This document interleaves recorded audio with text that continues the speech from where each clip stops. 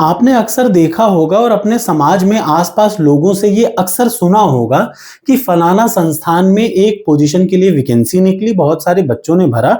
फिर आपको ये भी पता चलता है कि संस्थान के जो प्रमुख या संस्थान के जो हेड हैं, उन्हीं के भतीजे का उसमें अपॉइंटमेंट होना है। 10 लोग आके इंटरव्यू देते हैं और at the end of the time आप देखते हैं कि उन 10 में से जो सबसे बेहतरीन कैंडिडेट है, उसका सिलेक्शन नहीं होता, सिलेक्शन उनके भतीजे का हो जाता है। यानी वह व्यक्ति जो उस संस्थान के उच्च पोजीशन पे है, जिसका काम है लोक सेवा करना या निष्पक्षता के साथ भर्ती कराना, वो उसमें नेपोटिज्म घुसेड़ दे रहा है। यानी वो अपने भतीजे का भविष्य संवार रहा है। उसने पर्सनल रिलेशन को ज्यादा बेहतर बना लिया और पब्लिक रिलेशन की धज्जियां उखाड़ दी। यानी मैं मानस पांडे आज आपको पढ़ाने जा रहा हूं सबसे इंपॉर्टेंट टॉपिक एथिक्स का। ये जानना बड़ा जरूरी है, चाहे आप सिविल सर्विस में यूपीएससी की तैयारी करें, उत्तर प्रदेश, बिहार या किसी भी स्टेट सिविल सर्विस एग्जाम को देने जा रहे हैं, तो मेंस इंपॉर्टेंट है। और उस मेंस का जीएस पेपर 4 यूपी और यूपीएससी में है क्या, जीएस पेपर 4 का एथिक्स, उसी का पहला चैप्टर है। और उस पहले चैप्टर का मेन टॉपिक क्या है, वो टॉपिक है ये, निजी और सार्वजनिक संबंधों में नैतिकता, यानी ethical ethical relation in private and public. याद रखिएगा, अगर आप प्राइवेट में और पब्लिक में एथिक्स का यूज करते हैं तो कैसे होता है। एक एग्जांपल मैंने शुरुआत में आपको दिया, मैं आपको पूरा एथिक्स पढ़ा रहा हूं यूपीएससी और यूपीपीसीएस के लिए। आप इसका किसी भी स्टेट सिविल सर्विस में इसका यूज कर सकते हैं, क्योंकि एक सिविल सेवक होने के नाते ये सब्जेक्ट जानना बड़ा जरूरी है। ठीक, तो चलिए शुरुआत करते हैं। मैंने जो आपको एग्जाम्पल दिया वो कोई मजाक नहीं है। ये भ्रष्टाचार आजकल आम लोगों में, नागरिकों में, गवर्नमेंट इसको सुधारने की कोशिश भी कर रही हो तो भी लोगों में इस कदर का भ्रष्टाचार बढ़ा है कि कोई आदमी अगर संस्थान के उच्च पोजीशन पर पहुंच जाता है तो वो सोचता है कि मैंने अपना भविष्य सुधार लिया, अब अपने मैं भतीजे का, अपने भाई का, अपने बेटे का, ऐसे रिश्तों का भविष्य सुधारूं। इस वजह से ये टॉपिक बड़ा जरूरी है। तो चलिए पढ़ते हैं। सबसे पहला टॉपिक है ethics in private and public relationship, यानी नैतिकता का यूज प्राइवेट रिश्तों में और पब्लिक रिश्तों में। कैसे, आइए समझते हैं। देखिए, नैतिकता यानी नीति शास्त्र में नैतिकता क्या है, यानी एथिक्स क्या है, ये मैं बता चुका। एथिक्स समूह है कई सारे प्रिंसिपल्स का।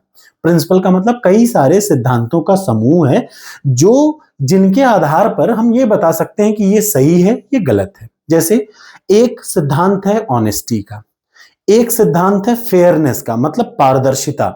पारदर्शिता एथिक्स का एक प्रिंसिपल है। इस प्रिंसिपल के आधार पर हम क्या कर सकते हैं, किसी भी वैकेंसी में पारदर्शी बने रह सकते हैं कि यार जो सच में मेरिटोरियस है या सच में जिसके पास कैपेबिलिटी है वही उस एग्जाम को पास करे, और जिसके पास नहीं है वो उस एग्जाम को ना पास करे। यह है पारदर्शिता, हर चीज हर आदमी को क्लियरली दिख रही हो। ठीक, लेकिन ऐसा ये पारदर्शिता क्या है, इसके आधार पर मैं बता रहा हूं ना कि कोई भी चीज निष्पक्ष है कि नहीं निष्पक्ष है।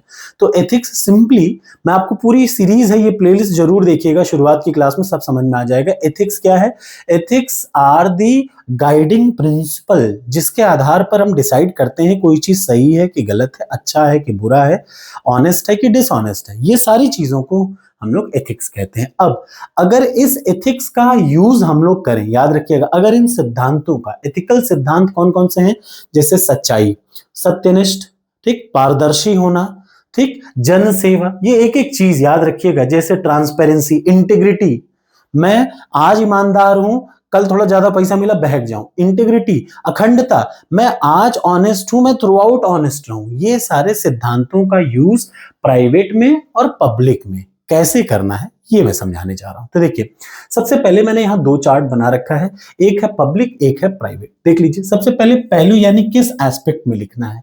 जब ये प्रश्न आएगा तो सबसे पहले आपको यहां शुरुआत करनी है कि संबंधों में नैतिकता का क्या अर्थ है।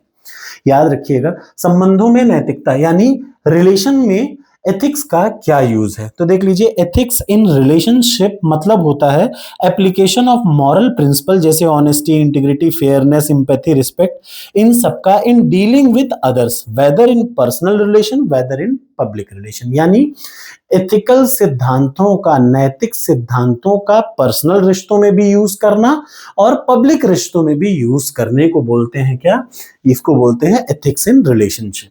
प्राइवेट में यूज करिए तो ethics in private relationship, public में यूज करिए तो उसको बोलते हैं एथिक्स इन पब्लिक रिलेशनशिप। एक बहुत अच्छा इंपॉर्टेंट कोटेशन है, वो याद रखना चाहिए जेसी वॉट का। चरित्र क्या है? चरित्र वो है जो आप तब करते हैं जब आपको कोई नहीं देख रहा होता है। जैसे मैं अक्सर आपको कहता हूं कि देखिए, हर इंसान तब तक शरीफ है जब तक उसको मौका नहीं मिलता। जिस दिन उसको मौका मिले, अगर वो तब शरीफ है यानी तब वो सच में शरीफ है। अदरवाइज अधिकतर 90% लोग ऐसे होते हैं जो जब मौका मिले उनकी शराफत धरी की धरी रह जाती है, बस उनको मौका नहीं मिल रहा होता है। ये सच्चाई है और आप भी इससे वाकिफ होंगे, अपने आसपास देखिएगा तो देखिए, अगर अब ये क्यों पढ़ाया जा रहा है, तो अगर आप एक सिविल सर्विसेज या एक सिविल सर्वेंट बनते हैं यानी एक लोक सेवक बनते हैं, तो आपका पर्सनल रिलेशन, जब मैं पर्सनल बोलता हूं तो आपके माता पिता, आपका परिवार और आपका खानदान और आपके लोग, याद रखिएगा। निजी का मतलब आपका परिवार जिसमें पत्नी, बच्चे, माता पिता, आपका समुदाय, पूरा घर में खानदान और आपके जो मित्रगण हैं, जो आपके दोस्त हैं, उनसे निजी संबंधों का मेरा प्राय है। और जब सार्वजनिक बोलता हूं तो आप जिस पोस्ट पे हैं, जैसे अगर आप एक डिस्ट्रिक्ट मजिस्ट्रेट हैं तो सार्वजनिक जीवन में आपके साथ, ध्यान से सुन लीजिए, निजी संबंध का मतलब आपके परिवार, आपके मित्र, आपके समुदाय और ये सारे लोग निजी संबंधी होते हैं। और ये तो व्यक्तिगत होते हैं, निजी होते हैं। दूसरा पब्लिक रिलेशन क्या होता है? पब्लिक रिलेशन का मतलब आपके शहर के, अगर आप एक डिस्ट्रिक्ट मजिस्ट्रेट हैं तो आपके शहर के सारे नागरिक, सारे संस्थान के साथ, आप जिस जगह काम कर रहे हैं, डीएम ऑफिस में काम कर रहे होंगे, डीएम एज ए, तो डीएम ऑफिस के जितने एम्प्लॉई हैं, आपके शहर के जितने लोग हैं और जितने गवर्नमेंट संस्थान के लोग आपसे जुड़े हैं, वो सब कैसे संबंध हैं? वो सब पब्लिक रिलेशन है, यानी वो लोगों के लिए, एक अपने घर के लिए, परिवार के लिए और दूसरा अपने लोगों के लिए। दो कैटेगरी है। तो एक एथिक्स का यूज करेंगे निजी रिलेशनशिप में और दूसरा एथिक्स का यूज करना चाहिए पब्लिक रिलेशनशिप में। कैसे? देखिए, जब निजी रिलेशनशिप की बात आती है तो जैसे एक परिवार में हम क्या देखते हैं? प्रेम सबसे जरूरी। पत्नी है तो पत्नी और बच्चों से प्रेम। दूसरा, उनकी केयर करना। ये देख लीजिए, ये क्लियर। लव यानी प्रेम, केयर करना मतलब उनकी देखभाल करना। ईमानदारी का मतलब ऑनेस्टी। पता चला आप गए हैं काम करने और आप अपने वाइफ के प्रति ही ऑनेस्ट नहीं है, आप अपने घर वालों के प्रति ऑनेस्ट नहीं है, झूठ बोलते हैं उनके साथ, ठीक, तो आप ईमानदार नहीं है। तीसरा, करुणा जरूर होनी चाहिए। यानी एक परिवार में जो कौन से सिद्धांत होते हैं, एथिक्स के कौन कौन से सिद्धांत लागू होते हैं, तो परिवार में जो एथिक्स का पहला सिद्धांत है प्रेम, दूसरा केयर, तीसरा ईमानदारी, चौथा करुणा और ट्रस्ट। याद रखिएगा, ट्रस्ट भी तो है। परिवार में पत्नी के साथ आपका ट्रस्ट कैसा है, ये सारी चीज होती हैं। ये सारे प्रिंसिपल ही हैं, कोई अलग से नहीं है। देखिए कौन कौन से गाइडिंग प्रिंसिपल हैं? ईमानदारी, देखिए ईमानदारी ये एथिकल प्रिंसिपल है। करुणा प्रिंसिपल, एक सिद्धांत है। केयर करना, आप अपने पत्नी का केयर करिए, वो आपका केयर करें, इसको बोलते हैं प्रेम। आप अपने बच्चों से प्रेम करिए, तभी बच्चे आपको रिस्पेक्ट देंगे, ठीक। ये सब एथिकल यानी ये नैतिक सिद्धांत हैं जो परिवार में लागू होते हैं। और लोग समाज में क्या लागू होते हैं? अगर आप डिस्ट्रिक्ट मजिस्ट्रेट हैं तो लोक सेवा मूल्य, याद रखिएगा। पब्लिक सर्विस वैल्यू, यानी लोगों को जब कोई आपसे मिलने आ रहा है, जब एक जिले का एक नागरिक आपके पास आ रहा है मिलने, तो आपसे कोई काम के लिए आ रहा है, आप उसके साथ कैसा व्यवहार करते हैं? आप सत्यनिष्ठ हैं कि नहीं है? सत्यनिष्ठ का मतलब क्या होता है? देखिए ध्यान से सुन लीजिए, एक होता है इंटीग्रिटी यानी अखंडता, एक होता है सत्यनिष्ठ, ठीक। सत्यनिष्ठ का मतलब याद रखिएगा, सत्यनिष्ठ का मतलब ये होता है कि आप अपने सच्चाई पर कितना कायम है। और उसके बाद जवाबदेही, ध्यान से देख लीजिए, जवाबदेही का मतलब अकाउंटेबिलिटी, ठीक है। और निष्पक्षता की यानी फेयरनेस। आप जवाबदेही, एक चीज होती है देखिए रिस्पॉन्सिबिलिटी और एक चीज होती है अकाउंटेबिलिटी। जैसे मैंने आपसे कहा कि यार आज सब्जी लानी है, ठीक, तो आपका जिम्मेदारी है, याद रखिए, काम का रिजल्ट देना जिम्मेदारी है। अब उस रिजल्ट के प्रति आप कितना, आप जैसे अकाउंटेबिलिटी का मतलब रिजल्ट खराब होगा तो भी आप जिम्मेदारी लीजिए, कि रिजल्ट अच्छा हो चाहे खराब हो, उसके लिए अगर आप जिम्मेदारी लेते हैं तो उसको अकाउंटेबल कहा जाता है। यानी परिणाम के प्रति आपका एक्सेप्टेंस या रिजेक्शन, आपका उसमें क्या वो है, वो कहलाता है अकाउंटेबिलिटी। और सिर्फ काम करना, जैसे मैंने कहा यार आज यहाँ झाड़ू लगना चाहिए, आपने झाड़ू लगा दिया, आपने रिस्पॉन्सिबिलिटी निभाई। अकाउंटेबिलिटी क्या है?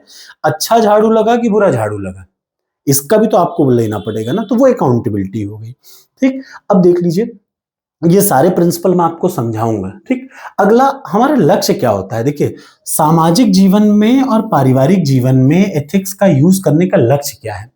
हम चाहते हैं सामाजिक जीवन में हम लोग क्यों एथिक्स का यूज करें? ताकि ये हो, क्या हो, सुशासन हो और लोक कल्याण, लोगों की भलाई के लिए काम करना है। सुशासन के लिए और लोक कल्याण के लिए काम करना है। और प्राइवेट में व्यक्तिगत जीवन में सामंजस्य, पति पत्नी में सामंजस्य और परिवार में विश्वास और ट्रस्ट रखने के लिए ये लक्ष्य है किसके? एथिक्स का यूज करना प्राइवेट में और पब्लिक करने में।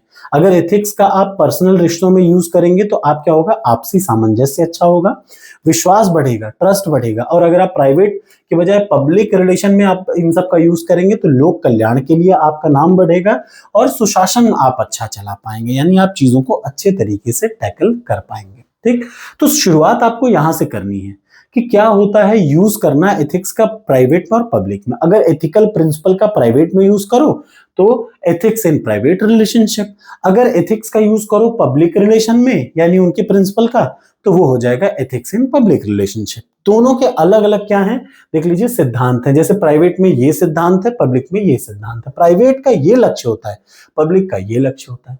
ठीक, अब मैटर क्या है जो मैं आपको शुरुआत में बता रहा था इस कहानी के, कि ये ऐसी समस्या हो क्यों रही है। देखिए ध्यान से, होता क्या है, सिचुएशन एक है, याद रखिए, एक लोक सेवक यानी एक सिविल सर्विस अधिकारी जब कहीं का डायरेक्टर या कोई बड़ा अधिकारी बन जाता है तो उसका पहला काम होता है कि अब वो लोगों के प्रति वफादार रहे, जनता या लोक सेवक के रूप में कार्य करे। लेकिन एक्चुअली होता क्या है, एथिकल डिलेमा क्या है?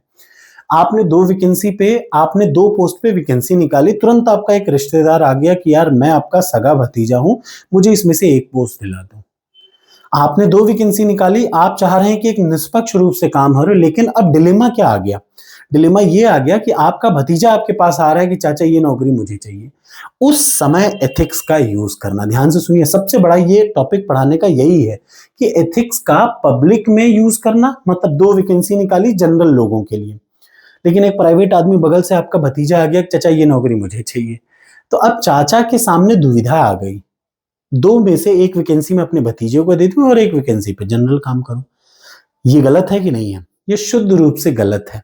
लेकिन मैं आपको बताऊं, अधिकतर ऐसा ही होता है, लोग ऐसा ही करते हैं, एक वैकेंसी अपने घर पे देते हैं, एक वैकेंसी चला देते हैं, कहीं ये दोनों ना बिकी हो, कोई भरोसा नहीं होता। इस वजह से जरूरी है कि आप एथिक्स के सिद्धांतों को पढ़ें। कोई भी लोक सेवक अपने रिश्तेदार को नौकरी में प्राथमिकता नहीं देना चाहिए, लेकिन होता क्या है, वो देता है प्राथमिकता। सच क्या है? ये है सच। ठीक, इसमें एथिकल डिलेमा क्या है? आप निष्पक्ष होने का दावा है, आपको निष्पक्ष होना है, लेकिन आपके परिवार के प्रति निष्ठा आ जा रही है। तो दोनों में डिलेमा आ गया ना, कि मैं अपने रिश्तेदार को नौकरी दूं कि मैं इस जिस पद के लिए मुझे भेजा गया है, जिस निष्पक्षता के साथ वैकेंसी को क्लियर करने के लिए भेजा गया है, मैं उस पे काम करूं। तो ये डिलेमा है। ठीक, और ऐसा क्यों किया जाता है, इसका मेन ऑब्जेक्ट क्या है? तो ऑब्जेक्टिविटी और इम्पार्शियलिटी। ऑब्जेक्टिविटी का मतलब क्या होता है? निष्पक्ष रूप से न्याय करना। दो वैकेंसी है, उसमें आप निष्पक्ष होकर के काम करिए और निष्पक्षता बनाए रखें। मतलब वस्तुनिष्ठता का मतलब होता है कि बिना किसी बाहरी इंटरफेरेंस के, जैसे एक जज निर्धारण करता है, जज क्या करता है, बिना किसी दबाव के कोई डिसीजन लेना, वस्तुनिष्ठता कहलाता है। एग्जैक्टली जो सच है उसको देख करके, और निष्पक्ष बनाए रखना। दूसरा एग्जाम्पल देखिए, ये क्यों, कब कब दिक्कत फंसता है, याद रखिए, पब्लिक और प्राइवेट रिलेशनशिप में भाई आप एक अधिकारी हैं तो निश्चित तौर पे आपका परिवार होगा ही होगा, और आपके जो जिम्मेदारी है वो जनता के प्रति है। तो अक्सर ऐसा हो जाता है कि आदमी डिलेमा में फंस जाता है। जैसे ये देख लीजिए, आप मान लीजिए एक आईपीएस है, एक आदमी पे केस आया, एक आदमी ने कुछ मर्डर कर दिया, वो दोस्त किस्मत से आपका वो दोस्त ही है, या आपके जान पहचान का, आपके रिश्तेदारी में निकल गया। अब सारे रिश्तेदार आपके घर पे पहुंच जाएंगे कि बाबा यार हम लोग घर के ही रिश्तेदार हैं, कुछ भी कर करके धाराएं कम कर दो। अब यहाँ पे आपके पास फिर आया क्या, व्यक्तिगत निष्ठा, आपका परिवार, या पारदर्शिता? नहीं, उसने गलत किया तो उसको सजा होनी चाहिए। अब मैं आपको फिर से बताऊं, सच ये है, इसके उल्टा है। ऐसे सिर्फ 10 से 15% लोग होते हैं जो पारदर्शी बने रहते हैं ऐसे सिचुएशन में, जब आपके परिवार से किसी ने गलती करी तो आप उसको छुपाते हैं, जो नहीं होना चाहिए। गलत गलत ही है, उसको गलत गलत को गलत ही कहना सीखना चाहिए, तभी आप एक सिविल सर्विस अधिकारी हैं। मैं जान रहा हूं आप इसमें कमेंट बॉक्स में जरूर कमेंट करेंगे कि सर ऐसा नहीं होता, मुझे भी पता है ऐसा नहीं होता आज के समय पे, बट करना ये चाहिए। ठीक, अगला, आपको पता चलती है, देखिए आपका एक बहुत बढ़िया कलीग है, ध्यान से सुनिएगा, सबसे इंपॉर्टेंट है और ये रेगुलरली होता है। आपका एक बगल का दोस्त है, आप भी नौकरी में हैं, आपका दोस्त भी नौकरी में है, दोनों नौकरी करते समय आपको पता चलता है कि वो आदमी ने गलत काम कर दिया। ठीक, अब गलत काम कर दिया, अब आपको सूचना, आपने देखा कि आपके दोस्त ने गलत काम कर दिया, नौकरी आप भी कर रहे हैं, वो भी कर रहे हैं, दिन भर आप उसके साथ बैठते हैं। अब आपको पता चले उसने गलत काम किया है और उसकी वजह से संस्था को या उस देश को या उस जिले को नुकसान है, तो आप क्या करेंगे? मित्रता को चुनेंगे या सत्यनिष्ठा को चुनेंगे? किसको चुनेंगे? ये डिलेमा होता है। सच ये है कि लोकहित के अनुसार आपको कार्य करना चाहिए। तो ये क्या है देख लीजिए, एथिकल यानी संबंधों में नैतिक द्वंद्व ऐसे आते हैं और हर सिविल सेवक अधिकारी के सामने ये चैलेंज अक्सर आता है। जैसे एक और example, fairness versus nepotism, a civil servant relative applied for a government. ध्यान से सुनिएगा, ये बड़ी इंपॉर्टेंट चीज है। आप देखिए किस लेवल पे अगर भ्रष्टाचार लोग करने पे आए तो क्या हो सकता है। आप रिटन दिया, प्रीलिम्स दिया, मेंस दिया, इंटरव्यू, इंटरव्यू में जो पैनल बैठ रहा है उसमें भी तो सिविल सर्विस अधिकारी ही होंगे ना। आपको पहले से पता चल जाए कि आपका इस पैनल में जा रहा है और आपको वो अधिकारी पहचानता हो और 100 नंबर अगर अब यूपी पीसीएस के हैं तो 100 नंबर में से 70 नंबर आपको मिल जाए, 80 नंबर आपको मिल जाए और आपका सिलेक्शन हो जाए। यानी एक सिविल सेवक के सामने एक ऐसा चैलेंज आता है, उस समय उसको फेयर होना जरूरी है, उसको नौकरी उसे देनी चाहिए जो सच में उस नौकरी के हकदार हो, ना कि अपने रिश्तेदारों को। लेकिन फिर से मैं बता दूं, ऐसा होता नहीं है, आज भी नहीं होता, क्योंकि लोग, देखिए समाज, सरकार तो बस कोशिश कर सकती है ना, समाज बनता है समाज वालों से, नागरिकों से, और नागरिक ही बदमाश है भारत के, क्या कर सकते हैं। फ्रेंडशिप वर्सेस इंटीग्रिटी, वेरी मैंने बताया, एक आपका बहुत बड़ा अच्छा दोस्त है, उससे कुछ गड़बड़ी हो जाती है, उसने रिपोर्ट्स के साथ छिड़खानी कर दी, अब आप उसको छुपाते फिर रहे हो, किसी तरीके से डैमेज कंट्रोल कर रहे हो। सच ये है कि उसने गलती की है, उसको सजा मिलनी चाहिए, लेकिन आप उसको बचाते हो, ऐसा होता है। तो ये होता है, ध्यान से सुनिए। तो ये टॉपिक आपको समझाता है कुल मिलाकर कि एथिक्स का यूज, ध्यान से सुन लीजिए, एथिक्स का यूज एक सिविल सेवक के लिए सार्वजनिक और निजी दोनों क्षेत्रों में कैसा आचरण होना चाहिए। जन विश्वास, विश्वसनीयता और शासन की अखंडता, याद रखिएगा क्या है, एथिक्स इन बोज टू इंश्योर पब्लिक ट्रस्ट, ताकि लोगों का आप पे विश्वास बना रहे, क्रेडिबिलिटी बनी रहे और इंटीग्रिटी रहे गवर्नेंस में। ठीक, ये है या use of ethics in public and private relationship. आशा है आपको वीडियो अच्छी लगी होगी, अच्छी लगे तो लाइक करें। Thank you so much.